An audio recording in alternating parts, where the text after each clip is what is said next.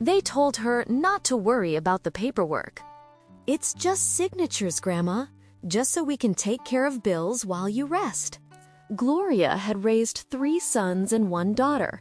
She'd seen lies with better makeup than that. But she smiled anyway, letting the pen rest softly between her fingers as if arthritis was slowing her down. In reality, she was slowing them down, just enough to listen. The house they were sitting in had been hers since 1978, bought with her late husband after years of cleaning other people's floors and ironing their shirts for a few cents apiece. Every wall, every tile, every porch swing meant something. But now the signatures were flying. Her children were moving quickly, too quickly around her, shuffling papers, whispering, watching. Gloria had been recovering from a mild stroke, if you could call it that. She felt fine now, but they treated her like glass, too fragile to argue, too old to question. So when they offered her tea and said, "Just rest, we'll handle things," she listened in silence. But her silence was never weakness. It was calculation. That night, while the house slept, Gloria pulled out an old briefcase from under her bed. Inside were things they didn't know she had: the original deed to the house, her husband's will, old account ledgers, and, most importantly, a notarized power of attorney signed 5 years prior, naming someone outside the family as her legal representative, someone she trusted more than her own blood. Her goddaughter, a real estate lawyer in Atlanta. They thought they were taking everything, but she had already planned for this day. She tucked the briefcase under her coat the next morning. No one noticed her leave. Not yet. The bus ride to Atlanta was long, but Gloria didn't mind. She sat with her coat buttoned up tight, the briefcase clutched to her side like a newborn. Her eyes never left the window, even as her knees ached and her back stiffened. There was too much at stake to complain. Each passing mile was a step closer to taking her life back. Her goddaughter, Tamika, greeted her with a look of worry first, then relief. "I was waiting for this call," she said, as they sat down in her office filled with legal books, court documents, and the faint smell of jasmine tea. "You always said the day might come." Gloria nodded slowly, her voice barely above a whisper. It came. Tamika examined the documents like a surgeon before a delicate operation. The notarized power of attorney was valid. The deed to the house, still in Gloria's name.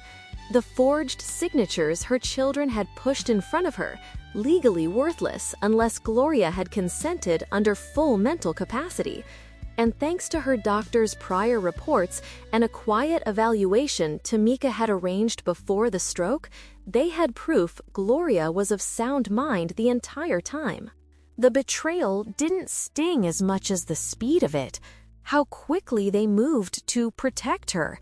How confidently they assumed she'd forget, or wouldn't care, or would be too scared to fight. Gloria didn't want revenge. She wanted ownership of her life, her home, her dignity. Tamika wasted no time. By the next morning, she had filed an emergency injunction with the court to halt any transactions tied to Gloria's property.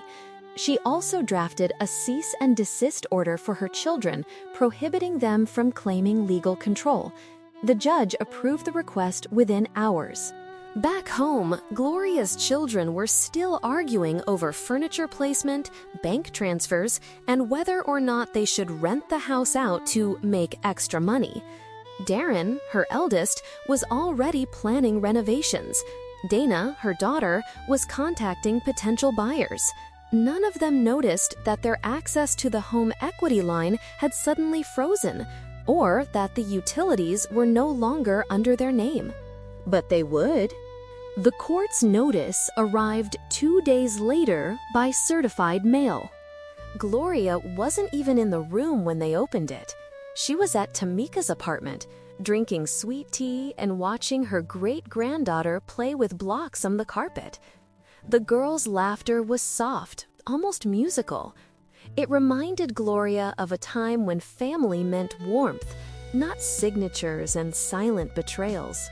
Meanwhile, her children sat stunned, the official court stamp staring back at them. The document was clear. Gloria was still the legal owner.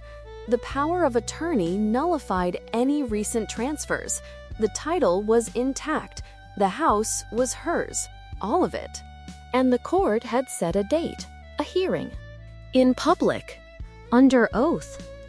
The silence in the living room was heavier than ever before. They had counted on her forgetting. But Gloria had remembered everything. By the time the hearing date arrived, Gloria's children had shifted from arrogance to panic. Darren called first, his voice too cheerful, too fake. "Hey, Ma, just checking in. You okay? You need anything?" He didn't mention the court order. He didn't ask why the mortgage access had been revoked. He danced around the truth like it wasn't already crashing through the front door.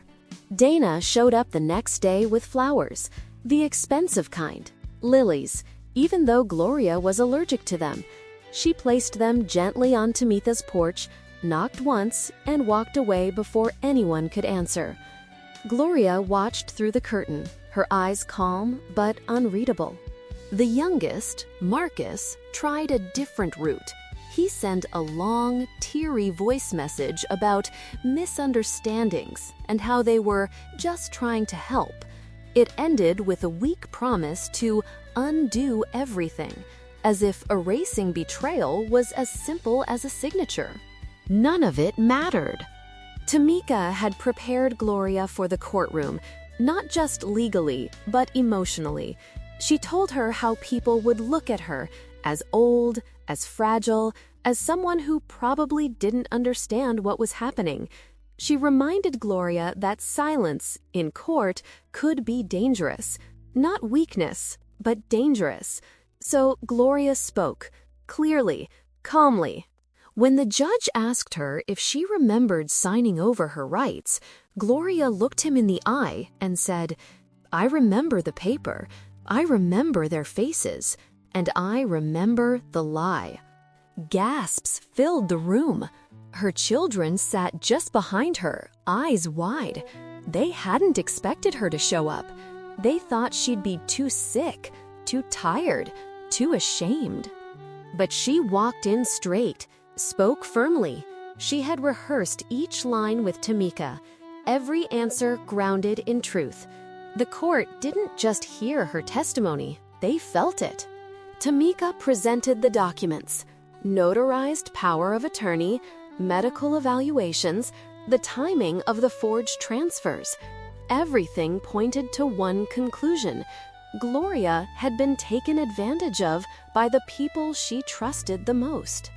The judge didn't need long. Ownership was restored fully to Gloria. All actions made without her informed consent were nullified. The utilities, accounts, and property were returned to her name, and her children were issued a formal warning. Any further attempts to interfere with her assets would result in legal sanctions. It was over, in one sense. But Gloria knew, in families, betrayal doesn't get erased by a gavel. She didn't look at her children as she walked out of the courtroom. She didn't need to. Their silence was a sentence no judge could write. She had no interest in revenge, only distance, peace. Back at Tamika's apartment, Gloria exhaled for the first time in weeks, the kind of breath that felt like it came from her bones. She poured herself a cup of tea, hands steady now, and sat by the window. A few days later, a certified envelope arrived at the house, the one her children had once tried to steal. It was from Gloria. It read, "You have 2 weeks to move out. The dog may stay." The eviction notice hit them harder than the court ruling. It was real now, tangible, a deadline printed in bold, black letters. 2 weeks. Gloria hadn't just won, she had acted, legally, decisively, and without a single word to them. Inside the house, panic bloomed like rot. Dana walked from room to room in a daze, trying to decide what she could pack and what she could leave behind. She touched things like they were still hers. The curtains, the old bookshelf, the silver tray Gloria kept by the entry. But nothing was hers, not anymore. Darren yelled. At everyone, at no one. Pacing, cursing, blaming the system, the judge, even Tamika. But not himself, never himself. Marcus stayed quiet. He always had. But this time, the silence wasn't passive. It was soaked in shame. He spent his evenings in the garage, sitting on a folding chair with the lights off, as if darkness could erase the guilt. None of them contacted Gloria. Not after that letter. Because the last line, "The dog may stay," wasn't just petty, it was precise. It told them she remembered everything, that even in her pain, she had enough clarity to choose who deserved a place in her life. And it wasn't them. They moved out, slowly, one by one, taking clothes, boxes, TV sets, but they didn't take memories, because none of those belonged to them. Gloria had built that house with her husband's hands and her own aching back. She had lived through winters without heat and summers without air conditioning, paid off the mortgage dime by dime, watched babies take their first steps on those floors, buried a husband, and stood tall. That house was more than wood and paint. It was the archive of her soul. Now, it was quiet again.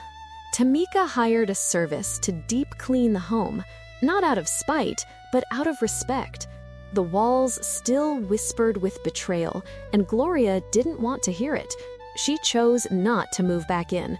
Instead, she asked Tamika to list it for rent, but only to families who understood respect.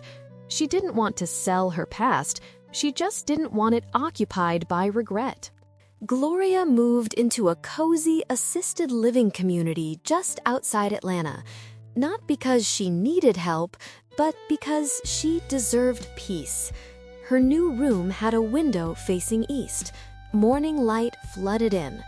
The staff learned quickly that she liked her tea with lemon, not sugar, that she kept her important papers in a green folder labeled Mine. Sometimes she'd get visitors. Neighbors, old church friends, Tamika, always. Even her great-granddaughter, now walking and talking, would run into her arms with messy drawings and big smiles. But her own children? They never came. Gloria never spoke poorly of them, not to anyone. When asked, she'd just smile and say, "We had a misunderstanding." But if you looked closely, you could see the weight in her eyes. Not sorrow, not anger. Clarity. She didn't need revenge.